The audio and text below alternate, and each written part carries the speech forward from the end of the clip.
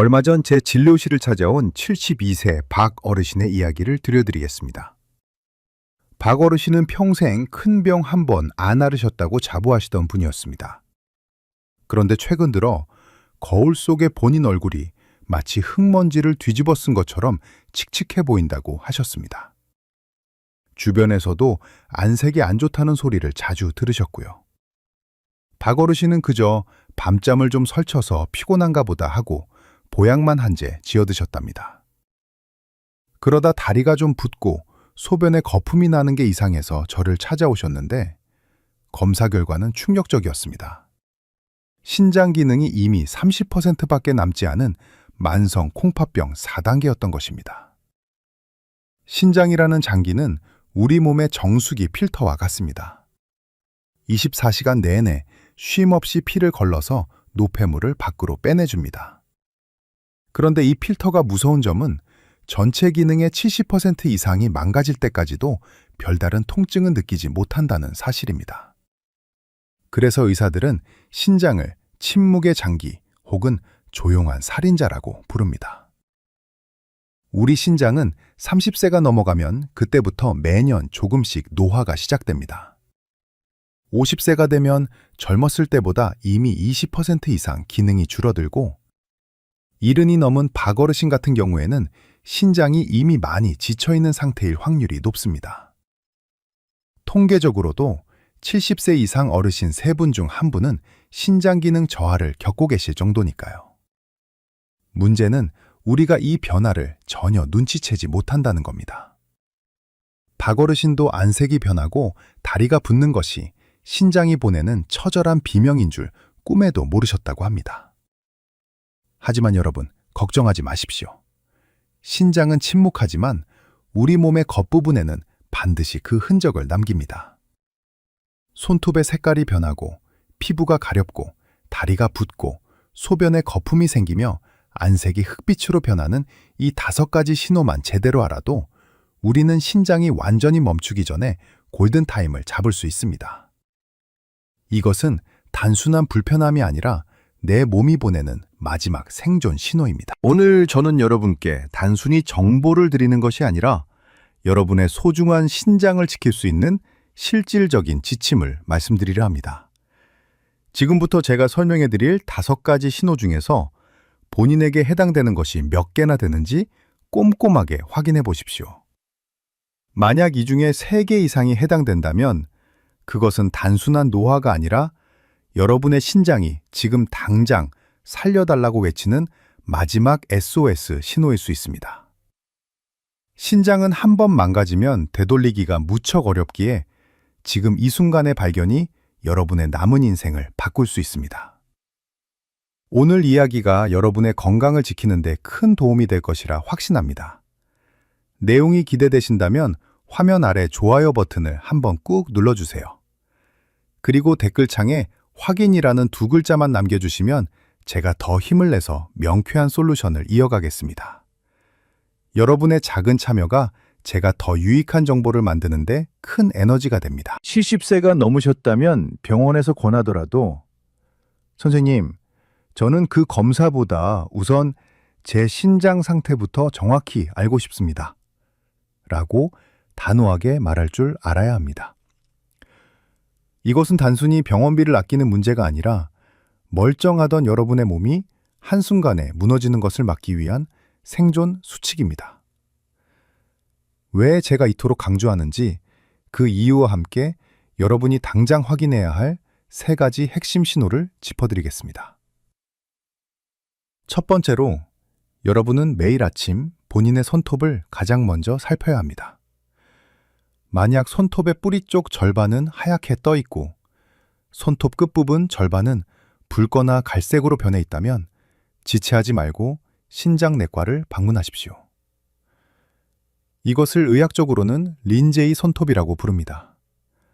우리 몸의 필터인 신장이 망가지면 피를 제대로 거르지 못하고 요독이라는 독성 물질이 온몸을 돌아다닙니다. 이 독소가 손톱 아래 미세혈관을 자극하고 혈류를 방해해서 손톱 색깔을 반반으로 만들어버리는 것입니다. 72세 박 어르신도 제 설명을 들으시더니 무릎을 탁 치며 후회하셨습니다. 선생님, 저는 그저 손톱이 좀 지저분해졌기에 무좀인 줄 알고 약국에서 파는 연고만 6개월을 발랐습니다. 라고 말씀하시더군요. 어르신은 손톱 색깔이 변하는 것이 신장이 보내는 절규인 줄 모르고 겉만 치료하려다 골든타임을 놓치신 셈입니다. 손톱은 우리 몸의 건강 상태를 보여주는 거울입니다. 특히 신장 환자의 약 40%에게서 발견될 만큼 아주 중요한 신호이니 절대 그냥 넘기지 마십시오. 두 번째 행동 지침은 보습제를 발라도 해결되지 않는 가려움증이 있다면 즉시 혈액 검사를 통해 인 수치를 확인하는 것입니다. 나이가 들면 피부가 건조해서 가려운 게 당연하다고 생각하시죠? 하지만 신장 기능이 떨어진 분들의 가려움은 차원이 다릅니다. 우리 몸에서 배출되어야 할 인 성분이 신장에 막혀 혈액 속에 쌓이면 이것이 피부신경 말단을 사정없이 찔러댑니다. 박 어르신도 밤마다 등이 너무 가려워서 효자손을 끼고 사셨다고 합니다. 피가 날 정도로 긁어도 시원하지가 않아서 비싼 보습제만 온 몸에 떡칠을 하셨대요. 그런데 제가 이것은 피부 문제가 아니라 혈액 속의 독소 때문입니다.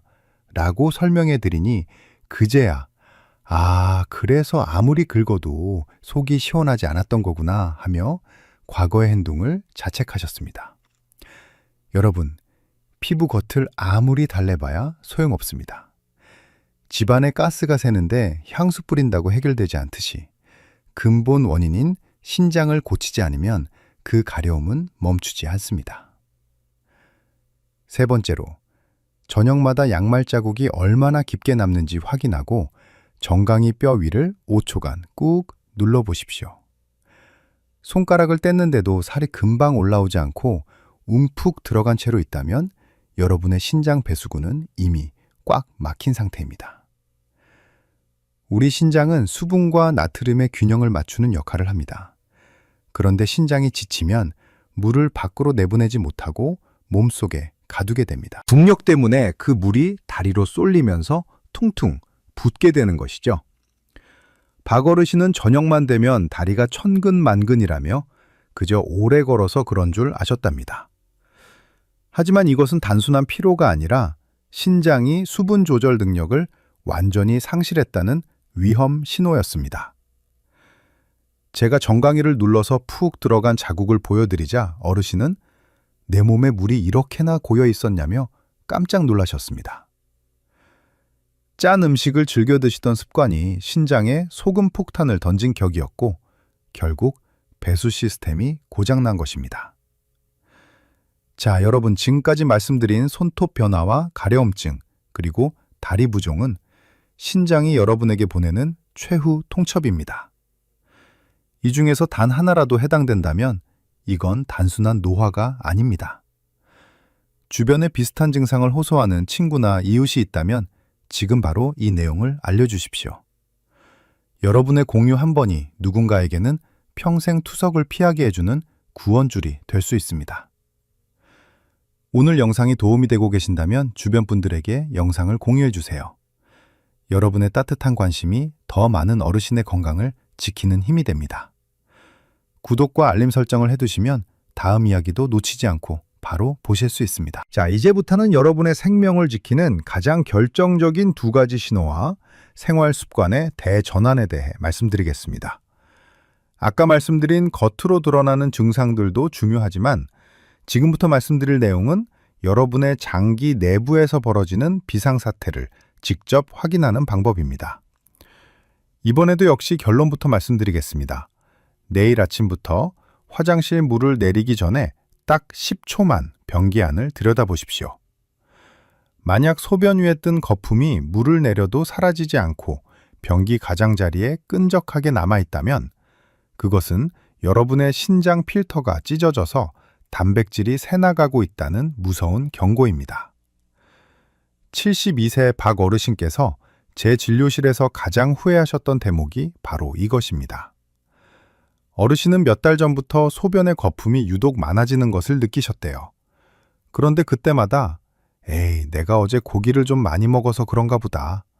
혹은 변기에 세정제가 남아서 거품이 나나 보다 하고 가볍게 넘기셨답니다. 하지만 그것은 신장의 핵심 필터인 사구체가 망가져서 우리 몸에 꼭 필요한 영양소인 단백질을 소변으로 다 버리고 있다는 신호였습니다. 이것을 이해하기 쉽게 비유해 보겠습니다. 우리 신장의 사구체는 아주 촘촘한 체와 같습니다. 정상적인 상태라면 노폐물인 밀가루 가루만 아래로 빠져나가고 소중한 영양분인 쌀알은 체 위에 그대로 남아야 합니다. 그런데 신장이 병들면 이 체에 커다란 구멍이 뚫립니다. 그러면 빠져나가지 말아야 할 쌀알인 단백질이 소변으로 후두둑 쏟아지게 되는 것이죠. 소변에 섞인 단백질은 계란 흰자를 휘저을 때처럼 끈적한 거품을 만듭니다. 만약 거품이 생겼다가 바로 사라지지 않고 2분 이상 유지된다면 그것은 단순한 피로가 아니라 사구체 신염이나 만성 신부전의 명백한 증거일 수 있습니다. 다섯 번째로 제가 강조하고 싶은 신호는 바로 흑빛으로 변하는 안색입니다. 거울을 보았을 때 단순히 얼굴이 탄 것이 아니라 안색이 탁하고 어둡게 변했다면 당장 신장에서 만드는 조혈 호르몬 수치를 확인하셔야 합니다. 신장은 소변만 만드는 곳이 아닙니다. 우리 몸의 적혈구 공장에 명령을 내리는 EPO라는 아주 중요한 호르몬을 생산하는 본부이기도 합니다. 신장이 건강해야 이 호르몬이 골수로 달려가서 싱싱한 피를 만들라고 독려하는데 신장이 지치면 이 명령체계가 무너집니다. 그 결과로 나타나는 것이 바로 신성빈혈입니다. 피가 모자라니 얼굴은 창백해지다 못해 흑빛으로 변하고 입술과 눈 밑 결막도 하얗게 질리게 됩니다. 박어르신도 주변에서 안색이 안 좋다는 말을 들을 때마다 그냥 나이 들어서 기력이 떨어졌나 싶어 홍삼만 계속 드셨다고 합니다. 하지만 그것은 기력의 문제가 아니라 신장이라는 호르몬 공장이 멈춰서서 내 몸에 산소를 공급할 적혈구가 부족해졌기 때문에 나타난 현상이었습니다. 자, 여기서 여러분이 매일 실천해야 할 아주 중요한 습관 하나를 교정해 드리겠습니다. 지금 당장 커피를 하루 2잔 이상 마시는 습관을 멈추고 따뜻한 녹차로 바꾸십시오. 커피 속의 카페인은 신장으로 가는 혈관을 수축시켜서 신장의 혈류량을 급격히 떨어뜨립니다. 특히 최근 이탈리아에서 발표된 연구 결과에 따르면 카페인을 분해하는 능력이 느린 유전자를 가진 사람이 하루에 커피를 300mg 이상 마실 경우 신장 손상 위험이 무려 2.7배나 높아진다고 합니다. 호스로 화단에 물을 주는데 중간에 호스를 꽉 짓누르면 물이 제대로 나오지 않겠죠? 카페인이 바로 여러분의 신장 혈관을 그렇게 짓누르는 역할을 합니다. 반면 녹차에는 테아닌이라는 성분이 들어있어서 카페인의 자극적인 작용을 중화시켜주고 카테킨 성분이 신장의 항산화 작용을 돕습니다. 박어르신께도 제가 커피 대신 녹차를 권해드렸더니 처음에는 입에 안 맞는다고 하셨지만 꾸준히 드시면서 신장 혈류 수치가 개선되는 것을 직접 확인하셨습니다. 여러분, 신장은 한 번 망가지면 투석이라는 힘든 과정을 견뎌야 합니다. 하지만 오늘 제가 말씀드린 거품료를 확인하고 안색의 변화를 살피며 커피 대신 녹차를 선택하는 이 작은 실천만으로도 여러분의 신장은 다시 숨을 쉴 수 있습니다. 지식이 머리에만 머물면 정보일 뿐이지만 발끝까지 내려가 실천이 되면 생명이 됩니다. 오늘 내용이 정말 유익했다면 구독 버튼과 알림 설정 버튼을 꼭 눌러주세요. 여러분의 클릭 한 번이 제가 더 정확하고 깊이 있는 건강 정보를 만드는데 아주 큰 힘이 됩니다. 자, 이제 실천입니다. 지금까지 여러분의 신장이 보내는 5가지 절규를 들으셨다면 이제는 우리가 응답할 차례입니다. 아는 것만으로는 신장을 지킬 수 없습니다. 오늘부터 여러분의 일상에 바로 적용할 수 있는 신장 수호 루틴을 72세 박 어르신의 사례를 통해 아주 쉽게 정리해 드리겠습니다. 지금 제가 드리는 말씀을 머릿속으로 그리며 내일 아침 본인의 모습을 상상해 보십시오. 먼저 아침에 눈을 뜨면 3가지만 기억하십시오. 첫째는 변기 확인입니다. 소변을 보신 후 물을 내리기 전 10초만 투자해서 거품이 있는지 그리고 그 거품이 끈적하게 남아있는지 확인하세요. 둘째는 거울 속 눈가 확인입니다. 자고 일어났을 때 눈 주위가 평소보다 퉁퉁 부어 있다면 신장의 배수 능력이 떨어졌다는 신호입니다. 셋째는 체중계입니다. 만약 하루 이틀 사이에 체중이 1kg 이상 갑자기 늘었다면 그것은 살이 찐 게 아니라 몸에 물이 차는 부종 신호일 가능성이 매우 높습니다.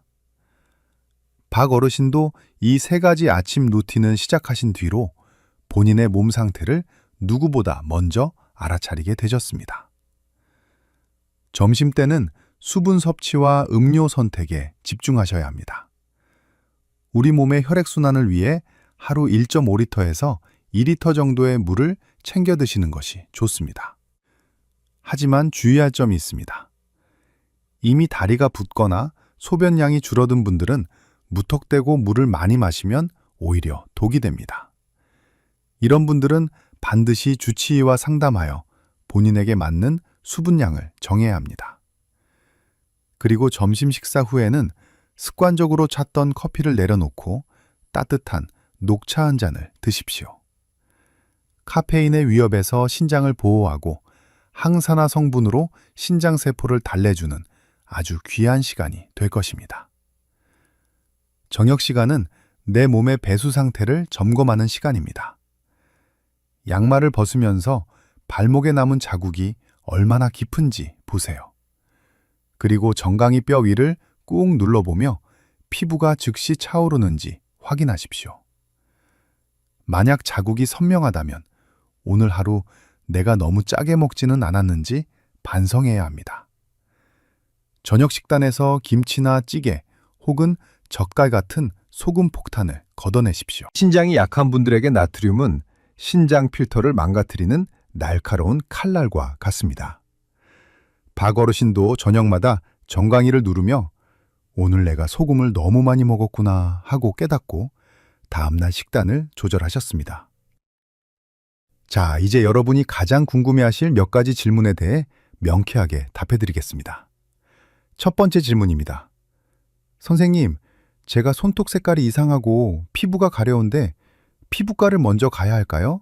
아니면 내과를 가야 할까요?